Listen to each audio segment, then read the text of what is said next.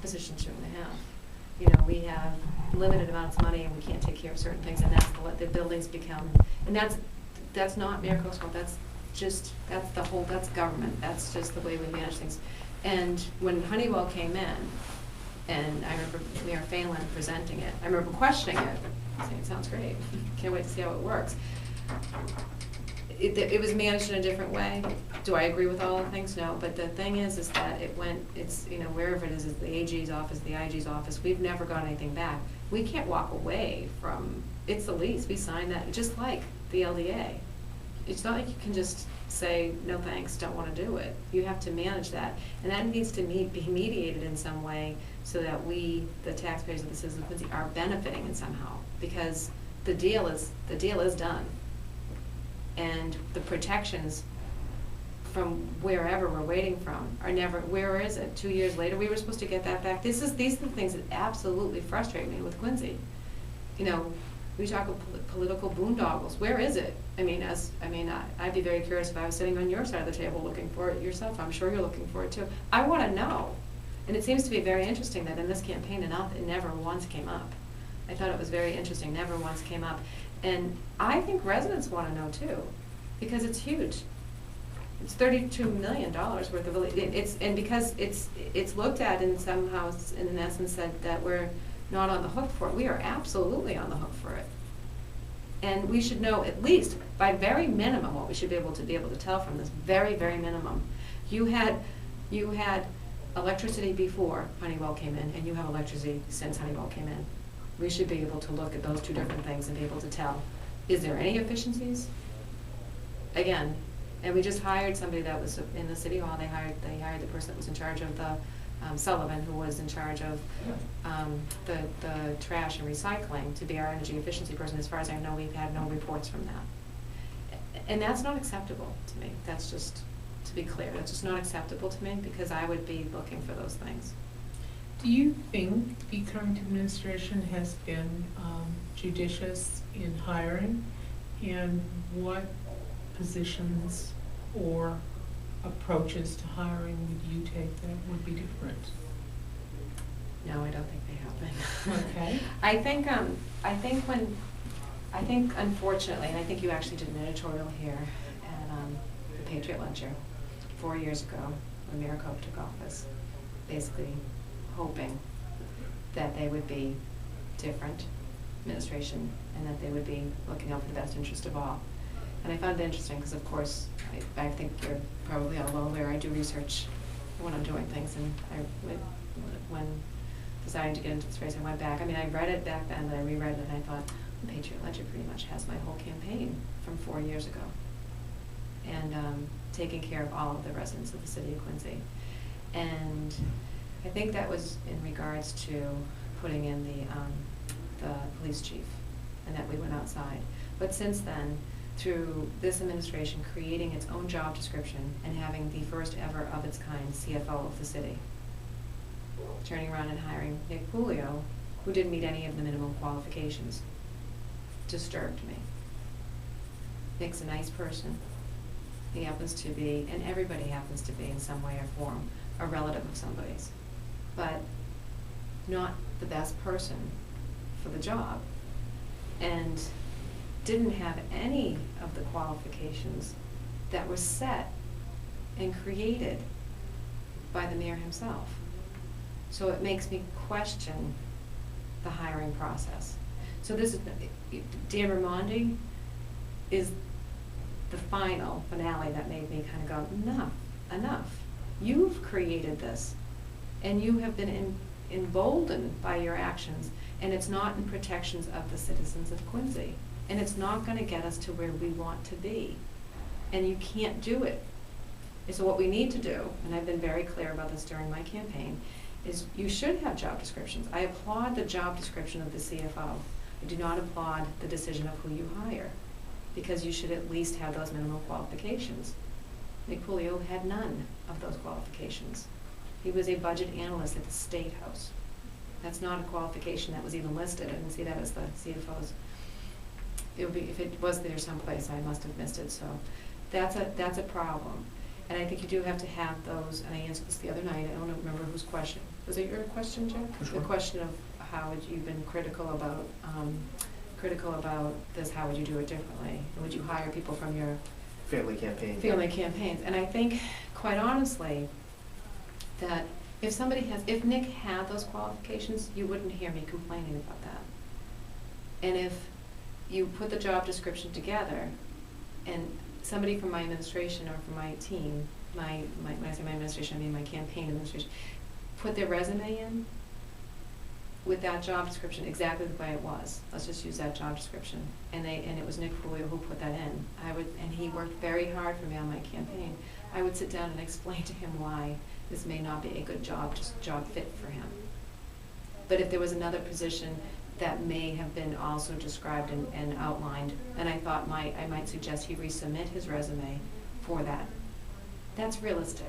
And that's where I believe outside private sector world really does play a part, because you need to be able to hire people who are qualified.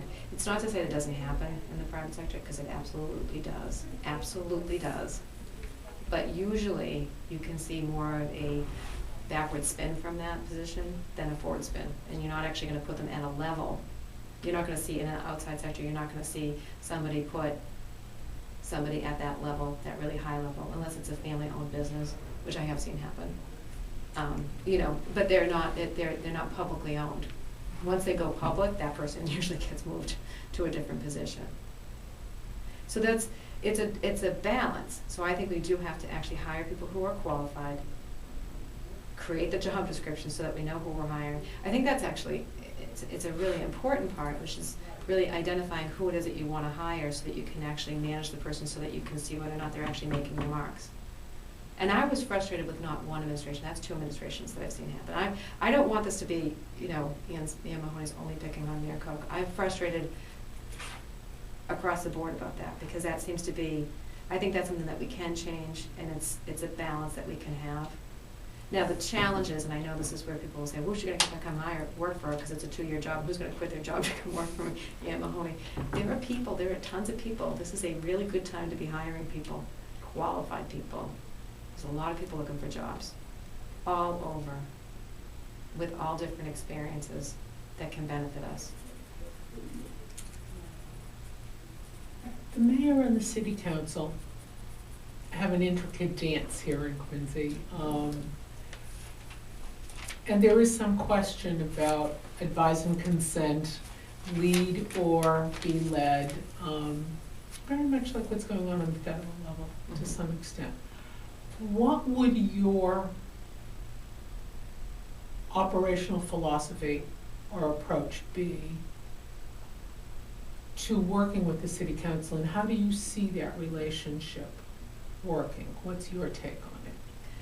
Well, I've been working on the school committee for 6 years, and I have a fairly good relationship with most of the counselors, if not all of the counselors. And I think that I would develop that relationship like I've developed all relationships in my private sector business relationship, which is including them in conversations and making sure that they are aware of the direction that we're going in and answering any questions that they would have, so that we can work collectively and collaboratively on things. Now, I do think that there's room for disagreement. I find it interesting that there's no disagreement right now, and that's an interesting dynamic. And I envision that there'll be things that we have to work collaboratively on and really educate on the direction as to why we would be going in a pattern that we're going in. What I find interesting is that it was interesting because the balance, this would just be a balance question. 6 years ago, Dan Raimondi absolutely said no, absolutely no, to the very reorganization that happened that he took the job for. And many of those counselors are still on the council and said no with Dan Raimondi. But 6 years later, they all said yes. And that's a pendulum swing that I don't understand unless they don't remember, because sometimes we don't remember, but I do. So in that particular case, I think some of my councilmen that I work with didn't appreciate me saying, but you didn't agree with it 6 years ago, so I want to understand what's the difference today. And they said, but we didn't approve the job. We didn't approve the person, we approved the job. And I thought, you didn't approve the job or the person 6 years ago, though. So it's just curious. And that's something that, I didn't make that decision, they did. And I think it's a balance that they have to determine even in the market when. Yeah, but how does the office of the mayor work with the entity of the city council? Should you be in the lead? Should they be in the lead? Who really sets the policy? How effective can the mayor be with a hostile council versus a friendly council? I am just curious as to your governance philosophy, given the structure that exists. I think it's just what I said. It depends on what the conversation is. You can't determine that until the conversation, meaning, how you're going to pitch your direction. Just as I said, in my outside world, you asked me to give an example. Pitching that to the parent company is no different than being the mayor and pitching it to a council. It's a level of which you have to pitch it, and what you're explaining and the direction that you're taking them in, you have to be deliberate in your execution as to where you want to take the city. So I believe that it's the same. You have to be methodical about what it is that you're trying to accomplish, and be able to be open enough to have the conversation with the counselors so that they can ask the right questions, so they can also either be on board or not. So I think it's a relationship of, yes, it's the mayor as the CEO of the city who's making some very big decisions for the city, but it's the council's job to be our check and balance and ask those questions to ensure that we're going in the right direction.